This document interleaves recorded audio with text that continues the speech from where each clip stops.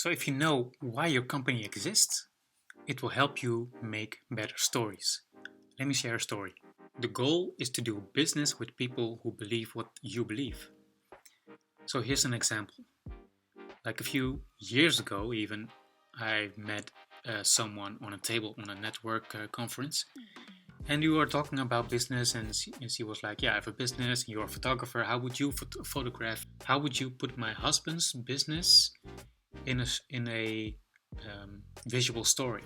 And we were also talking about Simon Sinek. So I was telling them about that they should start with why, and then how, and then what.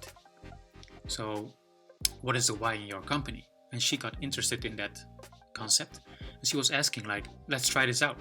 So my husband has a company who makes wheelchairs for elderly people. And I was like, okay, so that's the what. So he makes wheelchairs.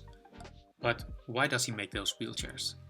And she was like, so that those wheelchairs are different because the wheelchairs have a technique or that you can stand up by yourself without help of a nurse. So that's what's different about that wheelchair. Yeah, but why isn't it important that makes that wheelchair different?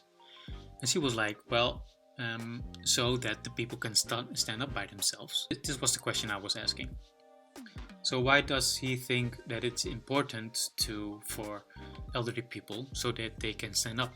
Well, in that way they are more mobile to move themselves around the house, and once again, so they don't have to call for the nurse or for help from other people, so that they can. And I think I asked the question like 3 times, and I asked her like, okay, why does he think that moving those people is important, their mobility? Because he eventually thinks that if someone wants to, for example, make a cup of coffee for themselves, they have to be able to do that. And that's what caught my attention, because then I said, there is a story right there.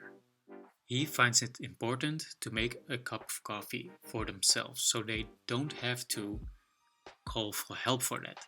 So they feel independent, they feel free, and they feel that they can stand and do everything they want with this wheelchair. So there's the why and the how of the story. So I think she was impressed by it, but it was only an example because we were in discussion. And afterwards I was thinking, yeah, those are the kind of assignments I would like to do. So I rather make a story in visuals with photography or video about the why of the company, so people understand why you exist in the first place. And then follows the how, and then of course you can always photograph or video the what of the company, which is actually always done. And a few years before, I had a case like this when I was taking pictures of electrical bikes for a company in the eastern part of the Netherlands. And I was making a story about a teacher, about a mom who's going to work, or people who are using this bike in nature. And I asked the same questions there. So I got that assignment to make those pictures. And on the other hand, there was also another photographer who was photographing those bicycles in the studio. All the details, the design. So that's the what of the story. He's making photographs for the catalog of the website of the same brochure I'm making pictures of. So there's a distinction between photographing the story about why a company exists and photographing a story what a company does. And there's also in the middle, so you can also make a story about how a company does it. I wanted to share you this story because I want you also to think about the why of your company and make a story around that. Because if you do that, then I will think that you can then only do business with the people who believe what you believe as well. So I hope you find this valuable. Like this video.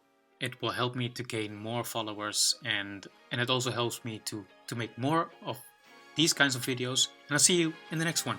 Peace!